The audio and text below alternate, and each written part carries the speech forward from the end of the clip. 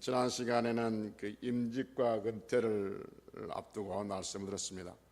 오늘은 그 5번째 질문 중에서 세 번째 질문, 우리가 어떻게 여호와를 괴롭혀 드렸나이까 하는 질문입니다. 첫째 시간에는 주께서 어떻게 우리를 사랑하셨습니까? 라는 질문이었고, 두 번째는 주께서 우리가 어떻게 주의 이름을 더럽혔나이까. 그렇죠? 오늘은 우리가 어떻게 여호와를 괴롭혀 드렸나이까 라고 그 시대 사람들에게 물었다는 거죠. 여러분, 사람들이 이렇게 물었다는 거지. 그 시대 사람들이 우리가 어떻게 여호와를 괴롭혔어요? 이게 무슨 말이냐면, 하나님께서 말씀하시기를 너희가 말로 나를 괴롭힌다라고 하니까 그때 사람들이 우리가 어떻게 하나님을 괴롭혔습니까? 이렇게 묻는 거예요. 여러분, 그 시대 사람들이 그렇게 물었다면 지금 이 시대 사람도 그렇게 충분히 물을 수 있을 것이라는 것이죠. 그 시대 그때 그 시대 사람들은 그렇게 물었는데 지금 이 시대 사람들은 그렇게 묻는 사람이 없다 하면 이거 우리는 성경을 읽을 필요가 없는 것이죠. 이거는 상관없으니까. 근데 그 시대 사람이 그렇게 물었다는 것을 지금도 우리에게 들려준 것은 지금 이 시대에도 얼마든지 누군가는 우리가 언제 하나님을 괴롭혔는데요? 이렇게 묻는 사람들이 있을 것이다 하는 것이죠. 그런 의문점을 가지고 말씀을 들어보십시다. 말라기 2장 17절, 오늘 말라기 2장을 볼 텐데 말라기 2장은 펴놓으십시오. 말라기 2장 17절에 보면 이렇게 말합니다. 같이 읽어볼까요? 다시 한번. 너희가 말로 여호와를 괴롭게 하고도 이르기를 우리가 어떻게 여호와를 괴롭혀 드렸나이까는도다 이렇게 말합니다. 너희가 말로 여호와를 괴롭혔다는 거죠. 그러니까 하나님께서 너희들이 말로 나를 괴롭혔다니까 우리가 어떻게 여호와를 괴롭혔나이까. 지난 시간도 마찬가지지만 언제 우리가 여호와를 괴롭혔어 이렇게 묻는 것이 아니라 어떻게 여호와를 괴롭혔어 이렇게 묻는 것은 우리가 여호와를 괴롭혔다고 하는데 그럼 그 증거가 뭡니까? 라고 물은 거죠. 그 증거를 대십시오 라고 말한 거죠. 그래서 그 증거를 이제 17절에서 두 가지로 말씀하세요. 17절 보면 다시 한번 이렇게 말합니다. 너희가 말로 여호와를 괴롭게 하고도 이르기를 우리가 어떻게 여호와를 괴롭혀 드렸나이까 하는도다. 이는 괴롭힌 증거는 이는 첫 번째, 너희가 말하기를 모든 악을 행하는 자와는 여호와의 눈에 어떻게 하며 좋게 보이며 그에게 하나님께 여호와께 뭐가 된다? 기쁨이 된다 라고 말하는 것이다. 또 두 번째, 말하기를 정의의 하나님이 어디 계시냐입니다 이렇게 말한 것이죠. 그러니까 이 말이에요. 너희가 말로 나를 괴롭힌다 라고 이야기하니까 하나님, 우리가 하나님을 어떻게 괴롭혀요? 증거가 뭡니까? 라고 말하니까 하나님께서 두 가지를 말씀하세요. 너희들이 이렇게 말하지 않냐? 모든 악을 행하는 자는 여호와의 눈에 좋게 보이며 여호와의 기쁨이 된다 그렇게 말하고 또 정의의 하나님이 어디 있느냐 이렇게 말한 것이지 않냐 이렇게 말한 거예요. 이제 그 말씀을 가지고 이제 쭉 설명할 거예요. 설교가 진행해 가는 것이 좀 복잡할 수 있어요. 진행해 가다 보면 지금 무슨 말인지 어디인지 모를 수 있으니까 주보를 줘봅시다. 주보를 보면 은혜로운 그 순서 옆에 주일 낮 예배 순서 옆에 은혜로운 말씀 있죠. 찾으셨습니까? 거기에 보면 그러니까 주보가 이렇게 나왔어요. 어떻게 우리가 여호와를 괴롭혔습니까? 라는 질문에서 17절에 두 가지 증거를 댔는데 그 두 가지가 뭐라고요? 첫째, 그들은 모든 악을 행하는 자는 여호와의 눈에 좋게 보이고 기쁨이다 이렇게 말하고, 두 번째 뭐라고요? 정의 하나님이 어디 계시냐 몇 쭉 있어요. 정의 하나님 어디 있냐 하는데 지금 그러면 악을 행하는 자는 여호와의 눈에 좋게 보이며 그의 기쁨이 된다라고 말할 때 그때 당시 상황을 보자는 거죠. 그때 당시 상황을 정치적인 상황, 나라의 상황과 제사장들 상황과 그리고 그 당시의 사회적인 상황, 그리고 사회적인 상황에서는 두 가지의 우상 숭배와 그의 가정의 상황들을 보자 하는 것이죠. 그리고 두 번째, 너희 하나님이 어디 계시냐 이렇게 말씀이 진행될 것이다 하는 거죠. 이해가 되시죠? 그러니까 그런 틀 안에서 이제 말씀이 진행될 거예요.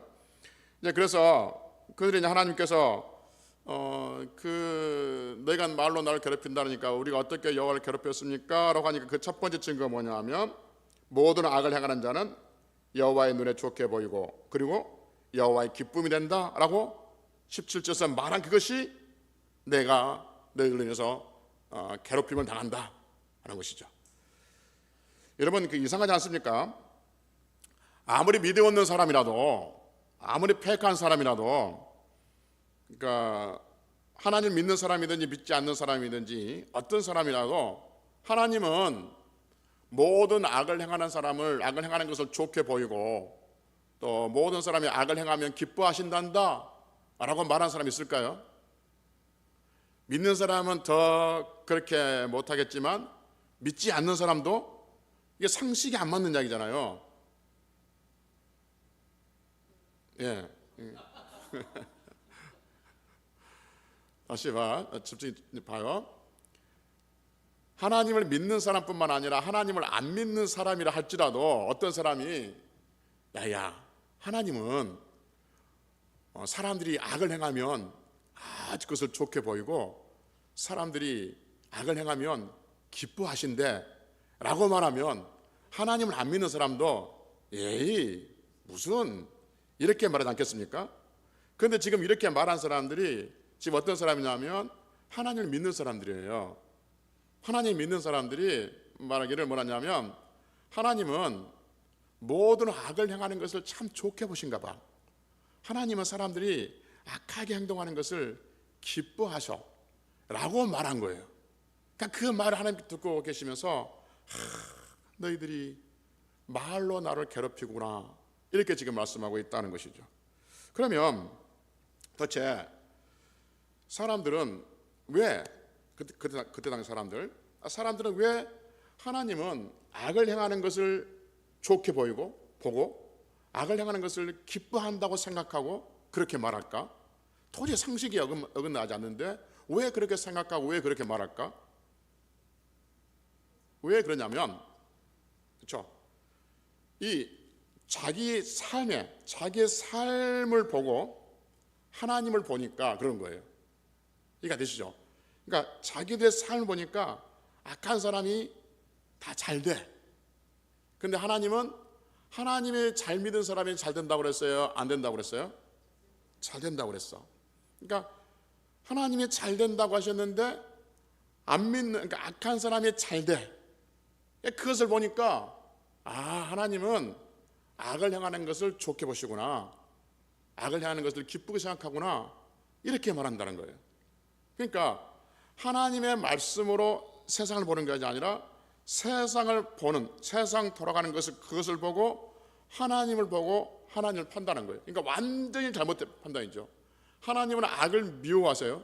그런데 사람들은 하나님은 악을 기뻐하시고 좋아한다고 생각한 거예요. 왜냐하면 이 세상을 돌아가는 것을 보고 하나님을 보니까 그렇다는 것이죠.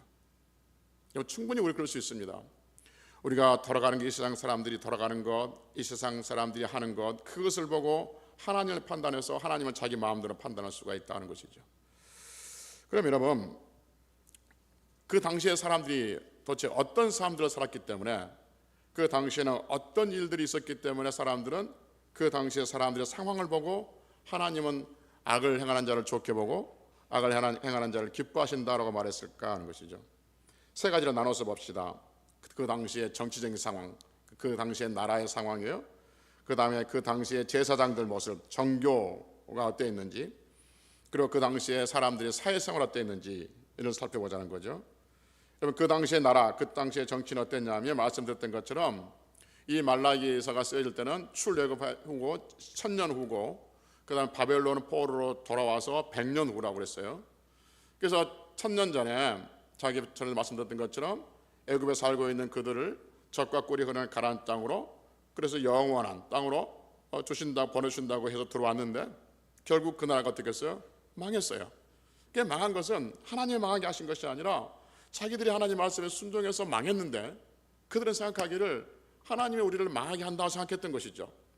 그리고 망하게 해서 70년 만에 다시 바벨론에서 포로 생활에서 마치고 돌아와가지고 그들이 다시 그 무너진 예루살렘을 재건하고 무너진 그 성전을 다시 쌓고 그렇게 고생해서 하나님 나라를 다시 세워가려고 했던 것이죠. 그래서 저도 말씀드린 것처럼 성전이 세워지고 성벽이 세워질 때 얼마나 많이 감격해서 울었어요. 그런데 시간이 100년이 지났어요. 100년이 지남에도 불구하고 여전히 그들은 다른 나라의 지배 아래 살고 있는 것이죠. 그러니까 몸만 바벨론에서 그 포로 생활했던 그 바벨론에 살던 사람들이 그 모습이 몸만 이스라엘에 와서 살았지만 똑같은 자기 주권 없이 그렇게 살아가고 있는 것이죠. 그래서 정치인들은 내가 부강하고 잘 되기 위해서는 하나님을 잘 믿어서 하나님 앞에 은혜 있고 복 받고 하나님께서 붙들어 주셔서 나라가 잘 되는 것, 그 생각은 이미 오래전에 버려버리고 어떻게 하면 강대국에, 어떻게 하면 바살하는 나라에, 어떻게 하면 주변의 강대국에 잘 보여야만이 그 나라가 존재할 수 있다는 것이죠. 그러니까 보니까 하나님을 아무리 잘 믿어도 그 결국 강대국 위에서 지배를 받는 자기 나라 꼴을 보니까 하나님은 악을 행하는 것을 좋아하신가 봐, 악을 행하는 것을 보고 기뻐하시는가 봐, 이렇게 말하고 있는 것이죠.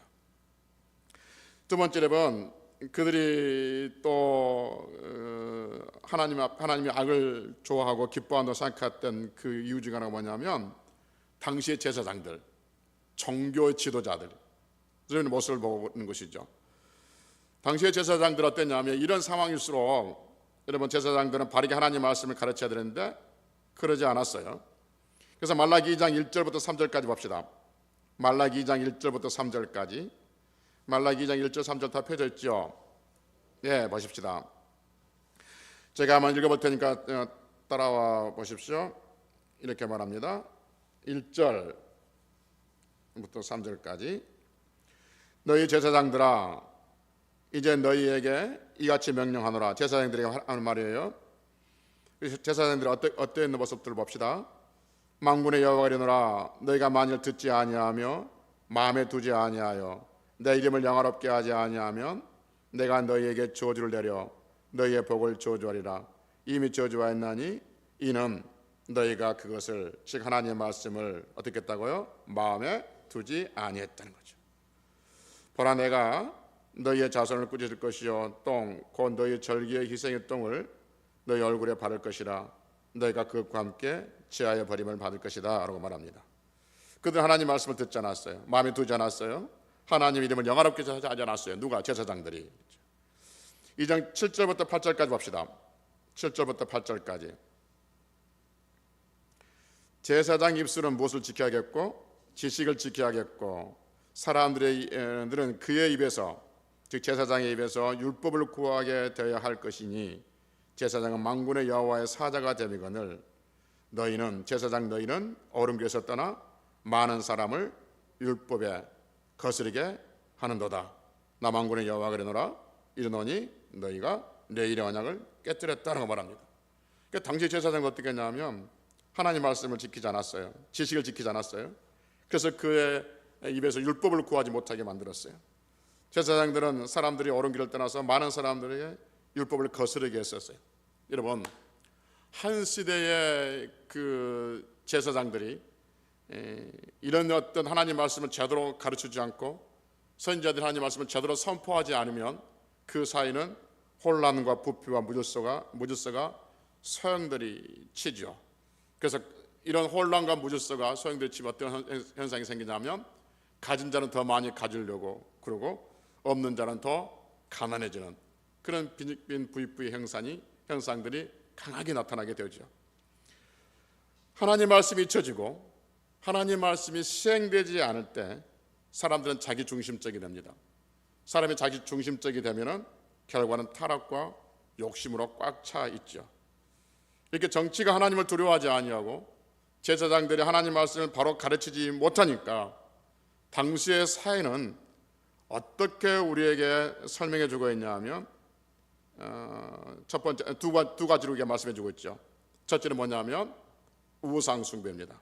우상 숭배. 2장 11절에 보면 이방 사람들의 신들과 신들의 딸과 이 유대인들이 결혼했다라고 말하죠.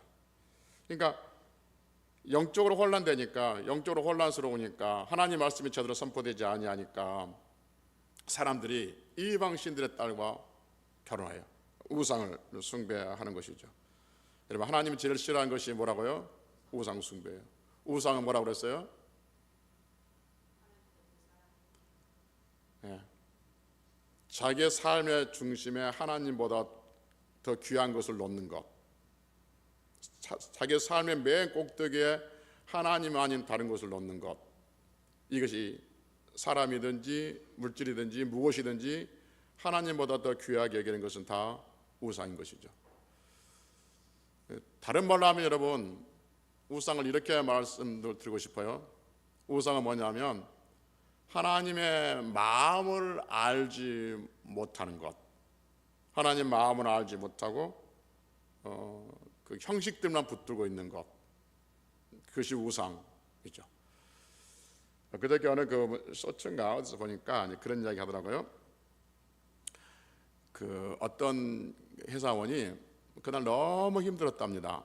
너무 힘들어. 회사에서 상사한테 이제 야단을 맞고 뭐 일도 안 되고 너무 힘들어 가지고 집에 돌아오는 것이 너무 이렇게 무겁고 발걸음 무겁고 힘들어서 그 통닭집에 가가지고 치킨집에 가지고 치킨 2마리를 사가지고 얘들 주려고 힘겹게 걸어왔답니다.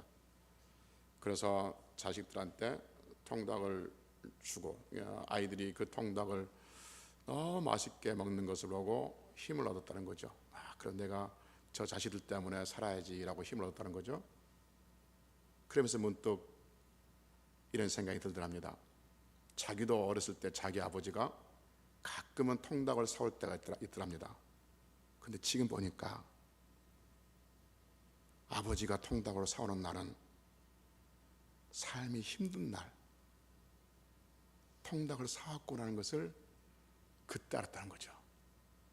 어렸을 때는 아버지가 치킨을 사오면 너무 좋았어. 아버지 마음은 전혀 모르는 거야. 통닭만 좋은 거야. 그 지금 보니까 통닭을 사오는 그 아버지의 마음을 이제야 알겠다는 거지. 그러니까 뭐 월급날, 옛날에는 뭐 그랬으니까 월급날이 아닌 그냥 보통의 날에 어느 날 문득 아버지가 통닭을 사오면 그 자식은 오늘 아버지가 너무 많이 힘들었구나, 그래서 이 통닭을 먹지 못하겠구나, 그것이 자식들의 마음이어야 되는데 그러지 못하고 아버지의 마음과 전혀 상관없이 그렇게 통닭을 먹고 있는 자신의 모습들 그때 봤다. 그런 이야기를 듣고 가슴이 뭉클했던 기억이 나는데, 하나님께서 우리에게 많은 선물들 주세요. 하나님께서 많은 우리에게 복을 주세요. 왜 복을 주시는지 우리는 그 하나님의 마음을 알지 못하고 그냥 그 복만, 또는 내가 그렇게 되지 않는 것에 대해서 서운한 것만 생각하고 있는 우리들 아닌가 하는 거죠. 수없이 하나님의 말씀을 듣고 수없이 하나님의 말씀을 배우고 있지만 하나님의 마음은 전혀 헤아리지 못하는, 하나님께서 왜 이런 말씀하시는지, 왜 사랑하라고 하는지, 왜 용서하라고 하는지, 왜 우리에게 넓은 마음을 가지고 살라고 하는지, 그 이해하는 그 마음은 이해하지 못하고 우리는 그렇게 눈에 보이는 현상들만 가지고 아웅다웅 살아가고 있지 않은가 하는 것이죠. 그래서 여러분, 진짜 우상 숭배자 어떤 사람들이냐면, 기독교인들의 우상 숭배자들은 하나님의 마음을 알지 못하고 내 중심으로 살아가려는 것, 하나님의 말씀을 내 어떤 복의 근거로 삼으려고 그러고 복의 수단으로 삼으려고 하는 것들, 이것들은 우상이 되어지는 것이죠. 그들이 그래요. 하나님의 말씀을 믿고 살아가는데 그들에게 별로 도움이 안 되는 거야. 그러니까 여러분, 내게 도움이 되는 어떤 신, 내게 도움이 되는 어떤 것들을 바라는 것이죠. 그러니까 그들은 우상을 따라가고 자신들에게 도움을 준다 하니까, 자식이 잘 된다 하니까, 뭐 한다니까 거기에 따라가는 그런 우를 범하게 된다는 것이죠. 여러분, 사람들이 왜 우상을 섬깁니까? 왜 사람들이 하나님 아닌 다른 신을 섬깁니까? 여러분, 그 사람들이 그 신을 위해서 섬기는 겁니까? 아니요, 자신을 위해서 섬기는 거예요. 자신을 위해서. 그래서 마찬가지, 여러분, 성도들도 하나님을 왜 섬깁니까? 나를 위해서 섬긴다는 거예요. 나를 위해서 섬기면 언제든지 나를 위해서 다른 신을 섬길 수 있는 가능성이 있어요. 그러니까 성도는 나를 위해서 하나님을 섬기는 것이 아니라 하나님의 영광을 위해서 하나님을 섬기고 따라가게 되는 줄로 믿습니다. 그런데 놓치지 마셔야 돼요. 하나님의 영광을 위해서라면, 하나님의 영광을 위해서라면 우리 자신의 영광은 없는 거예요. 우리 자신은 죽은 거예요. 십자가에 죽이고 십자가에 죽고 내 자신이 없어질 때 하나님이 드러나게 되는 거죠. 우리는 하나님의 영광 하면서 그 영광 뒤에 자신의 영광을 드러내려고 하는 것이죠. 이거는 우상인 거예요. 하나님의 영광을 대체해서 내걸 드러내려고 하는 것, 이 또한 우상이라는 것이죠. 마찬가지 당시의 사람들은 그러한 사람들, 그러니까 세상 돌아간 걸 보니까 자신의 삶이 그렇게 초라하니까 하나님 아닌 다른 것을 따라가고, 그러니까 다른 나라는 더 잘 살거든요. 그러니까 다른 나라가 잘 사니까 다른 나라의 신들을 따라가서 잘 살아보려고 하는 그러한 우를 범하게 되어진다는 것이죠. 그 다음에 그들은 그들의 사회생활 또 어땠냐 하면 말라기 2장 16절에 보면 아내를 학대하고 아내를 핍박했다라고 말합니다.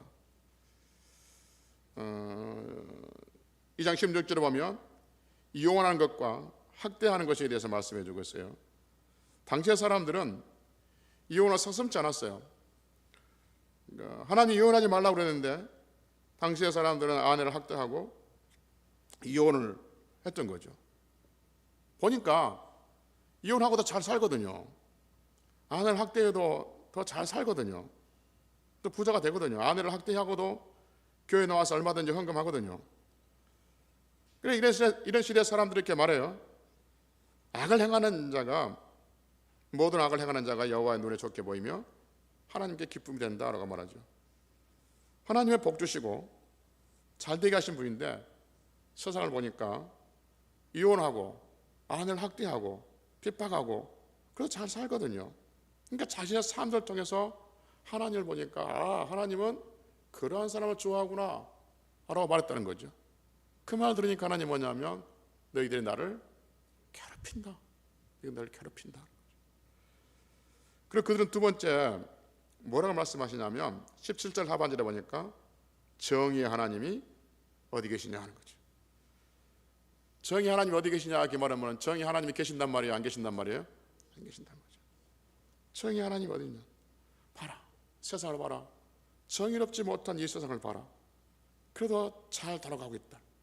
정의롭지 못한 사람, 힘 있는 사람 더 잘 되고, 그리고 아주 겉모술수가 뛰어난 사람들은 더 남의 사기를 치고, 정의롭지 못한 세상이 이렇게 잘 돌아간 걸 본다면 정의로운 하나님이 안 계신다. 정의로운 하나님이 어디 있느냐라고 합니다. 악을 행하는 자는 잘 되고 하나님의 말씀을 잘 순종하고 예배를 잘 드리고 힘써서 하나님 앞에 무엇인가 하려고 하는 사람들은 늘 찌그러져 있고 늘 그 모습이고 늘 그렇고, 하나님을 안 믿는 사람들은 자식들은 훨씬 좋은 대학도 가고, 그런데 하나님을 믿고 열심히 나와서 예배드리고 열심히 충성하고 헌신하는 그의 자녀들, 그리고 그 학생들은 다 그렇고 그런데 가고, 이런 것을 보니까 정의의 하나님이 어디 있느냐 하는 거죠. 그렇게 말한다는 것이죠. 이 말을 들은 하나님 뭐라냐면 너희가 말로 나를 괴롭혔다, 이렇게 말하고 있는 것이죠. 서두에 말씀드렸지만 지금 우리는 그러한 사람들이 없을까 하는 거죠. 지금 이 시대는 없을까? 세상 돌아간 것을 보고 하나님은 모든 악을 좋아하시고 하나님은 악을 행하는 것을 기뻐하시구나. 정의 하나님이 어디 있어? 하나님 어디 있냐? 라고 말하는 사람들이 없을까요? 안 믿는 사람 말고요. 안 믿는 사람 말고. 지금 성경은 안 믿는 사람 이야기하는 게 아니에요. 여러분, 성경은 여러분 우리가 주는 성경은 안 믿는 사람을 위해서 쓰인 거예요? 믿는 사람을 위해서 쓰인 거예요? 믿는 사람을 위해서 쓰는 거예요. 성경은 나를 위해서 쓰인 거예요? 아니면 옆에 사람을 위해서 쓰인 거예요?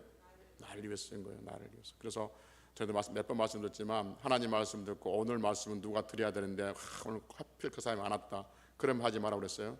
하나님 말씀은 나를 위해서 들려준 거예요. 내가 말씀을 듣고 찔리면 은혜를 받은 거예요. 그러니까 하나님은 믿는 사람들 통해서 우리에게 말씀하시기를 하나님은 을 괴롭히는 사람은 지금 이 시대는 없을까 하는 것이죠. 하나님 믿는다고 하면서 헌신의 자리에 있지도 아니하고 예배 자리도 잘 보이지 않은데 그냥 뭐라도 잘 되는 걸 보면 은근히 진 빠지고 힘 빠지고, 하나님은 악을 기뻐하고 하나님은 악을 즐거워하고, 그리고 그렇다 보면 정의 하나님이 어디 있는가? 진짜 하나님이 계신가? 하나님 진짜 계신다면 어떻게 이럴 수 있을까? 라고 생각한다든지 라고 말하는 것은 하나님을 괴롭혀 드리는 것입니다. 여러분, 우리 하나님은 살아계십니다. 보고 계십니다. 알고 계십니다.